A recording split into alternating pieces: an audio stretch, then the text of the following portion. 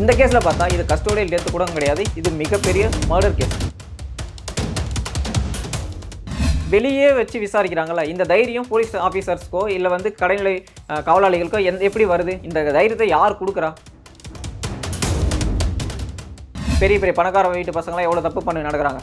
அவங்களுக்கு ஏதாவது கை கால் உடையுதா, மாவுக்கட்டு போடுறாங்களா, இந்த மாதிரி ஏதாவது நடக்குதா? இது போலீஸ் ஸ்டேஷனா இல்லை வந்து இந்த மாவுக்கட்டு போடுவாங்கல்ல, அவங்களுக்கு வந்து ஆள் பிடிச்சு கொடுக்குற ஏஜென்சினா கூட தெரியல. அவங்க வந்து பல்ல பிடுங்குற ஒரு கொடூரமான வேலை செஞ்சுட்டு இருந்தார். அந்த ஆஃபீஸரோட நிலைமையை இப்போ எடுத்து பார்த்தா அவருக்கு வந்து ஃபஸ்ட்டு இனிஷியலாக சஸ்பென்ஷன் பண்ணாங்களா, அந்த சஸ்பென்ஷனை ரிவோக் பண்ணியிருக்காங்க. செலிபிரிட்டிஸ் அப்படின்னு சொல்லுவோம், சமூக போராளிகள்னு சொல்லுவோம், அவங்களையும் இப்போ கஸ்டோடியில் நடந்திருக்கு. என்ன எங்கே போயிருக்காங்க, எந்த சந்துக்குள்ளே இருக்காங்க அப்படின்ட்டு சுத்தமாக தெரியல. டைல்ஸ் வந்து ஒருத்தருக்கு மட்டும் குறிப்பிட்ட வலிக்கு விழுதில்ல, இந்த மாதிரி டெக்னாலஜி வந்து நம்ம தமிழ்நாடு போலீஸ் கிட்ட மட்டும் தான் கற்றுக்க முடியும். அந்த டெசிஷனை எடுக்கிற பெரிய ஆஃபீஸர்ஸ் இருப்பாங்களா, எஸ்பியாக இருக்காங்களே, ஏடிஜிபி, இந்த மாதிரி முக்கியமான ஆஃபீஸர்ஸ் இருக்காங்களே, அவங்க மேலே கேஸே எதையும் ரிஜிஸ்டர் பண்ணுறதில்ல, அவங்கள வந்து விசாரணைக்குள்ளவே கொண்டு வரதில்ல. ஸோ இந்த மாதிரி போலீஸ் டிபார்ட்மெண்ட்டு ஒரு கட்ட பஞ்சாயத்து துறையாக நடந்துட்டு இருக்கு அப்படின்றதான் வெளிப்படையாக தெரியுது. மக்களை பொறுத்த வரைக்கும் ஏடிஎம்கே டிஎம்கே கவர்மெண்ட் இவங்களை பார்த்து கூட அந்த அளவுக்கு பெரிய பயம் கிடையாது. போலீஸ் டிபார்ட்மெண்ட்டை பார்த்தா தான் பயமா இருக்கு. ஏன்னா சாட்டை எடுத்து சுழட்டுவேன் அப்படின்னு சும்மா தான் பேசிட்டு இருக்காரு தவிர இவர் சாட்டை எடுத்து சுழட்டின மாதிரியும் தெரியல, இரும்பு கையை பயன்படுத்த மாதிரி தெரியல.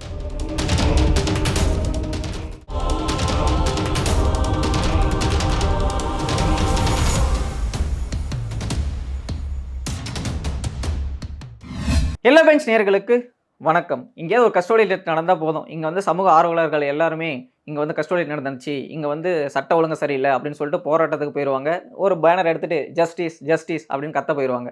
ஆனால் இப்போ வந்து ஆளுங்கட்சியில் இருக்காங்கல்ல, அவங்க போன ஆட்சியில் இருக்கும்போது என்னென்ன பேசுனாங்க, சரி ஆளுங்கட்சியில் இருக்காங்க இப்போ பேச மாட்டாங்களா அப்படின்னு சொல்லிட்டு விட்டுலாம். ஆனால் சமூக போராட்டத்தில் இப்போ வந்து நம்ம வந்து என்ன சொல்லுவோம், செலிபிரிட்டிஸ் அப்படின்னு சொல்லுவோம், சமூக போராளிகள்னு சொல்லுவோம், அவங்களையும் இப்போ கஸ்டோடியல் நடந்திருக்கு. என்ன எங்கே போயிருக்காங்க, எந்த சந்துக்குள்ளே இருக்காங்க அப்படின்ட்டு சுத்தமாக தெரியல. அஜித்குமார் என்ற ஒரு கோயில் காவலாளி வந்து விசாரணைக்கு கூட்டி செல்லப்படுறாரு. அங்கே வந்து என்ன நடக்குதுன்னா, நீங்கள் வந்து ஒரு கோயிலுக்காக ஒருத்தர் ஹெல்ப் பண்ண போனீங்க, அந்த ஹெல்ப் பண்ண போன காரில் வந்து ஒரு நகை இருந்துச்சு, அது வந்து காணாமல் போயிடுச்சு. ஸோ விசாரணைக்கு வாங்க அப்படின்னு சொல்லிட்டு அவரை கூட்டிகிட்டு போகிறாங்க. இப்போ கூட்டிகிட்டு போன இடத்துல விசாரணிக்கும் போது விசாரணையிலே அவர் வந்து விசாரணையில் அந்த முறைகள் இருக்குல்ல, அது வந்து ரொம்ப கடுமையாக இருந்ததுனால அந்த வலி தாங்க முடியாமல் அவர் இறந்துட்டாரு அப்படின்ற நியூஸ் வந்துட்டு இருக்கு. இதுதான் தமிழக அரசியலில் இப்போ பேசப்பட பொருளாக மாறி இருக்கு. தமிழ்நாட்டை பொறுத்த வரைக்கும் கஸ்டோடியல் டெத் புதுசா அப்படின்னு பார்த்தா கிடையவே கிடையாது. இந்த மாதிரி பல கேசஸ் இருக்குது. போன ஆட்சியில் மிக பேசப்படுறது வந்து சாத்தான்குளம் கேஸ். அந்த மாதிரி சாத்தான்குளத்துக்கு ஈக்குவலான ஒரு கேஸ் தான் இந்த அஜித்குமார் கேஸ். இப்போ நம்ம முக்கியமாக பார்க்க வேண்டியது என்னன்னா, சாத்தான்குளம் பிரச்சனை அப்போ எதிர்க்கட்சி தலைவராக இருந்த மு க ஸ்டாலின் என்ன சொன்னாரா, நாங்கள் ஆட்சிக்கு வந்தால் தமிழ்நாட்டில் ஒரு கஸ்டோடியல் கூட நடக்க விட மாட்டோம், மனித உரிமைகளை காப்போம் அப்படின்னு சொல்லிட்டு பேசிட்டு இருந்தார். இப்போ அவர் ஆட்சியில் 24 கஸ்டோடியல் டெத் நடந்திருக்கு. அது இல்லாமல் இப்போ நம்ம ஒரு கணக்கு எடுத்துக்கிட்டா அவர் என்ன சொல்லுவார், ஏதோ ஒரு பிரச்சனை வந்தால் நான் வந்து இரும்பு கரம் கொண்டு அடக்குவேன் அப்படின்னு சொல்லுவார். ஏதாவது மக்களுக்கு ஏதாவது பிரச்சனை வந்தால் அதுக்கடுத்து வந்து சாட்டையை நான் சுழட்ட ஆரம்பிச்சேன்னா எல்லாருக்கும் பயம் இருக்கும் அப்படின்னு சொல்லுவார். இவர் சாட்டையை சுழட்டின மாதிரியும் தெரியல, இரும்பு கரத்தை பயன்படுத்தின மாதிரியும் இதுவரை தெரியவே தெரியல. இப்போ நம்ம ஒரு கேஸ் எடுத்துப்போம். அந்த கேஸில் வந்து ஒருத்தவங்க வந்து விசாரணை கூட்டிகிட்டு போகிறாங்கன்னா அவங்களை எப்படி கூட்டிகிட்டு போவாங்க, வீட்டில் வந்து நாங்கள் வந்து விசாரணை கூட்டிகிட்டு போகிறோம், இவரை இந்த டைமுக்கு கூட்டிகிட்டு போகிறோம். இப்போ வந்து ஒருத்தர் விசாரணை இருக்குன்னா 24 ஹவர்ஸில் வந்து மேஜிஸ்ட்ரேட்டுக்கு முன்னாடி ப்ரொடியூஸ் பண்ணி, இந்த மாதிரி நிறைய ரூல்ஸ் இருக்குல்ல, இந்த ஒரு ரூல்ஸை கூட போலீஸ் டிபார்ட்மெண்ட் ஃபாலோ பண்ணுறதே கிடையாது அப்படின்றதா இந்த கேஸ்லேருந்து தெரியுது. இப்போ கஸ்டோடியல் டெத்னா என்ன, இப்போ வந்து ஒருத்தர் வந்து போலீஸ் ஸ்டேஷன் விசாரணை இருக்காரு, விசாரணைக்கும் போது ஒருத்தர் வந்து இறக்குறாரு அப்படின்றதா கஸ்டோடியல் டெத் அப்படின்னு சொல்லுவாங்க. இந்த கேஸில் பார்த்தா இது கஸ்டோடியல் டெத் கூட கிடையாது, இது மிகப்பெரிய மர்டர் கேஸ். இதை நம்ம ஏன் மிகப்பெரிய மர்டர் கேஸாக எடுத்துக்கணும்னா, இப்போ நம்ம ஒரு கேஸ் நடக்கிறோம்னு வச்சுங்களா, அங்கே வந்து நம்ம போய் கம்ப்ளைண்ட் கொடுப்போம், எஃப்ஐஆர் ஃபைல் பண்ணுவாங்க, அதுக்கடுத்து விசாரணை நடத்துவாங்க. இந்த மாதிரி எதுவுமே ஒரு ஃபார்மலான ஒரு ஸ்டெப்பு இங்கே நடக்கவே இல்லை. அதனால தான் இவங்க வந்து விருப்பப்படி செயல்பட்டிருக்காங்க அப்படின்றது தெரியுது. ஸோ ஒருத்தர் விருப்பப்படி கூட்டிகிட்டு போய் விசாரணைன்ற பேரில் வந்து துன்புறுத்தி அவரை வந்து கொலை பண்ணியிருக்காங்க. அதனால தான் இந்த மர்டர் கேஸை தான் நம்ம எடுத்துக்கணும். இப்போ கஸ்டோடியல் டெத்தில் வந்து போலீஸ் ஸ்டேஷன் இருக்குல்ல, போலீஸ் ஸ்டேஷனில் விசாரணைக்கும் போது நம்மளுக்கு என்ன அட்வான்டேஜ் இருக்குன்னா, அங்கே வந்து சிசிடிவி இருக்கும், அது இல்லாமல் வந்து ரிஜிஸ்டர்ஸ் இருக்கும், யார் உள்ளே வராங்க, யார் வெளியே போகிறாங்க, அது இல்லாமல் ஆஃபீஸர்ஸ் வந்து மற்ற ஆஃபீஸர்ஸ் நிறைய பேர் பார்த்துட்டே இருப்பாங்க. ஆனால் இந்த மாதிரியான கேஸில் என்ன மிகப்பெரிய பிரச்சனைனா, இவங்க வந்து அந்த நபரை வந்து கூட்டிகிட்டு வந்து அவங்க வந்து போலீஸ் ஸ்டேஷன் வச்சு விசாரிக்கவே இல்லை. ஏதோ ஒரு ஸ்கூலில் வச்சு அடித்தாங்க, அதுக்கடுத்து வந்து வெட்டினரி ஹாஸ்பிட்டலில் வச்சு அடித்தாங்க, அதுக்கடுத்து இப்போ வந்து கோயிலில் நகை காணாம போச்சுல, அந்த கோயிலுக்கே கூட்டிகிட்டு போய் அங்கே விசாரணை பண்ணாங்க அப்படின்னு சொல்லிட்டு இதை வந்து போலீஸ் ஸ்டேஷனுக்கே வராமல் வெளியே சுற்றிட்டு இருக்காங்க.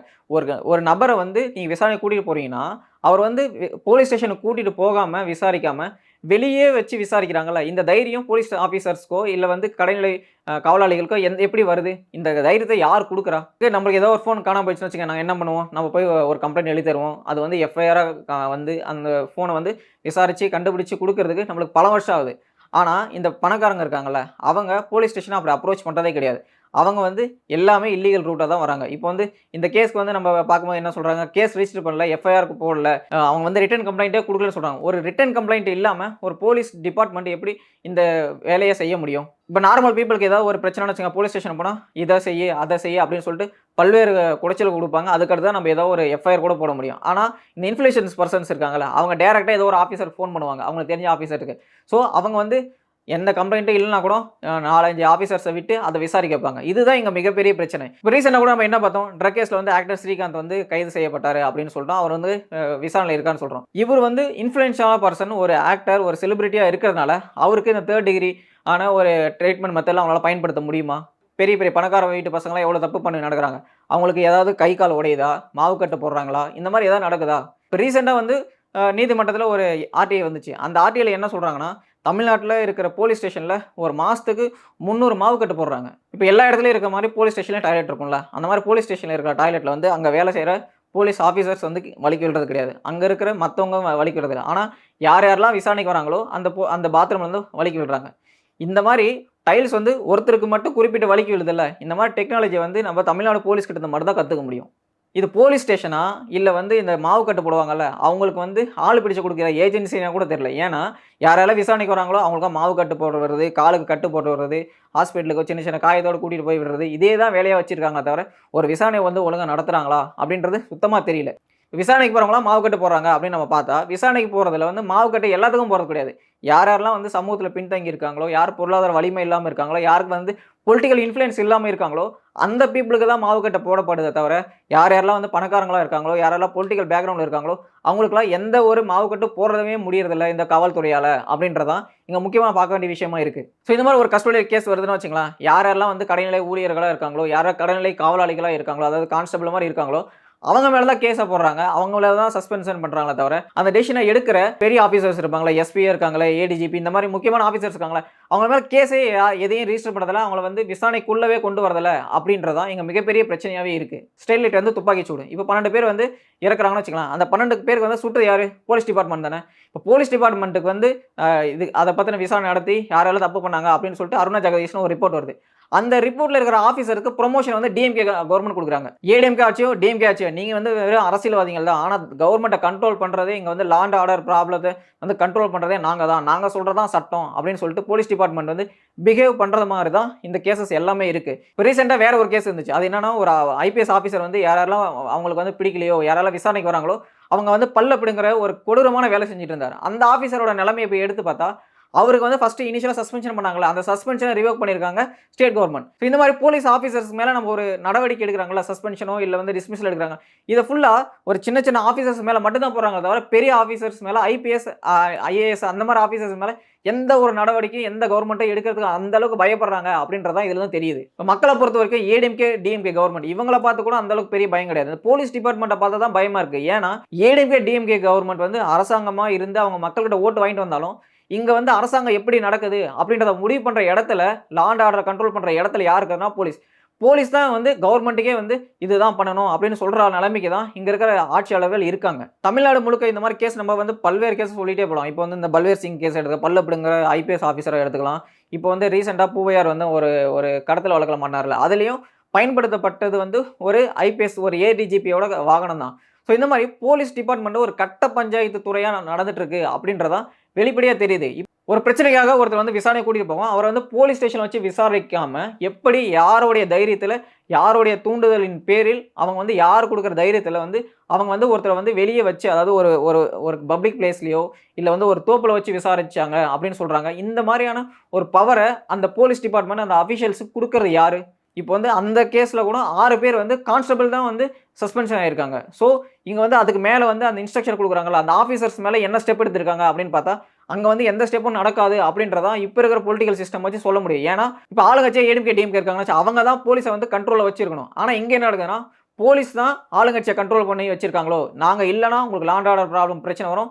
அதனால உங்க ஆட்சியே போயிரும். அதனால நாங்க சொல்றது தான் கேட்கணும் அப்படின்னு சொல்லிட்டு போலீஸ் டிபார்ட்மெண்ட் வந்து ஒரு தான் தோன்றித்தனமா செயல்படுற மாரி தான் இந்த எல்லா செயல்களுமே காட்டுது. இந்த மாரி பொலிட்டிக்கலா இன்ஃப்ளூயன்ஸ் ஆன பெர்சன்ஸ் என்ன பண்றாங்கன்னா, போலீஸ் சிஸ்டம் வந்து தப்பா தான் யூஸ் பண்றாங்க. இப்ப நாம போய் ஏன் வந்து போலீஸ் ஸ்டேஷனுக்கு போய் கம்ப்ளைண்ட் குடுக்குறோம்? நம்ப ஏன் அவ்வளோ கஷ்டப்பட்டு ரிட்டன்ல கம்ப்ளைண்ட் குடுக்கணும்? அப்படின்னு சொல்லிட்டு அவங்க யோசிக்கிறாங்க. இத வந்து ஒரு ஆப்பர்ச்சுனிட்டியா யூஸ் பண்ணிட்டு, போலீஸ் டிபார்ட்மெண்ட்ல இருக்கிறவங்க வந்து, அத வந்து நம்ம வந்து ரிட்டன் கம்ப்ளைண்ட் இல்லல்ல. அத நம்ம எப்படி வந்து போலீஸ் ஸ்டேஷன்ல வச்சு விசாரிக்கிறதுன்னு சொல்லிட்டு, வெளிய வச்சு விசாரிக்கிறாங்க. வெளிய வச்சு விசாரிக்கும்போது 3 டிகிரி போம்போது அவங்களால பொறுத்துக்க முடியல இறந்துடுறாங்க. ஸோ இந்த மாரி இப்ப வந்து முதலமைச்சர் என்ன சொல்றாரு? எனக்கு இரும்பு கை கொண்டு நான் அடக்குவேன். சாட்டை எடுத்து சுழட்டுவேன் அப்படின்னு சும்மா தான் பேசிட்டு இருக்காரே தவிர, இவர் சாட்டை எடுத்து சுழட்டுன மாரியும் தெரியல, இரும்பு கைய பயன்படுத்துற மாரி தெரியல. 27 வயசு. 27 வயசுல அவருக்கு எவ்வளோ கனவு வந்திருக்கும்? அவர் வந்து என்னென்னலாம் மனசுல வச்சிருப்பாரு. ஸோ இந்த கனவுலாம் சிதைறதுக்கு முக்கியமான காரணம் யாரு? தமிழ்நாட்டோட முதலமைச்சர் அவர் வேலைய செய்யாதது தான். ஏன்னா, ரீசென்ட் டைம்ல கூட மெரினால வந்து ஒரு குதிரை ஏறுற தொழிலாளி இருக்கார்ல, அவரு வந்து விசாரணை கூட்டிட்டு போய் இந்த மாரி கஸ்டோடியத்துல இருந்தார். அப்பவே அவர் வந்து ஒரு முக்கியமான டிசிஷன் எடுத்து, போலீஸ் டிபார்ட்மெண்ட்ட கண்ட்ரோல்ல எடுத்து பிரச்சனையெல்லாம் சால்வ் பண்ணியிருந்தாருன்னா, இந்த அஜித் அப்படின்ற ஒரு இளைஞனோட உயிர் போயிருக்காதுல்ல. தமிழக முதலமைச்சர் வந்து ஒரு பேச்சு மட்டும் பேசிட்டு, ஒரு செயலே செய்யலாம இந்த மாரி இருந்தார்ன்னா, இப்ப வந்து பாதிக்கப்படுறது யாரு? ஒரு காமன் பீப்பிள் தான். அவங்க தான் அடுத்த எலக்ஷன்ல ஓட்டு போட போறாங்க. ஸோ, ஓட்டு மட்டும் இங்க முக்கியம் இல்ல. அங்க மக்கள் வந்து எந்த அளவுக்கு பாதுகாப்பா இருக்காங்க. அவங்க போலீஸ் ஸ்டேஷன அணுகும்போது எந்த ஒரு தைரியத்தில அணுகுறாங்க அப்படி இந்த மாரி கேஸ் நடக்கும்போது ஏதாவது ஒரு கேஸ்க்கு வந்து நம்ம போலீஸ் ஸ்டேஷன் கம்ப்ளைண்ட் குடுக்க போலாம் அப்படின்னு சொல்லிட்டு ஏதாவது ஒருத்தர் நினைப்பாங்களா?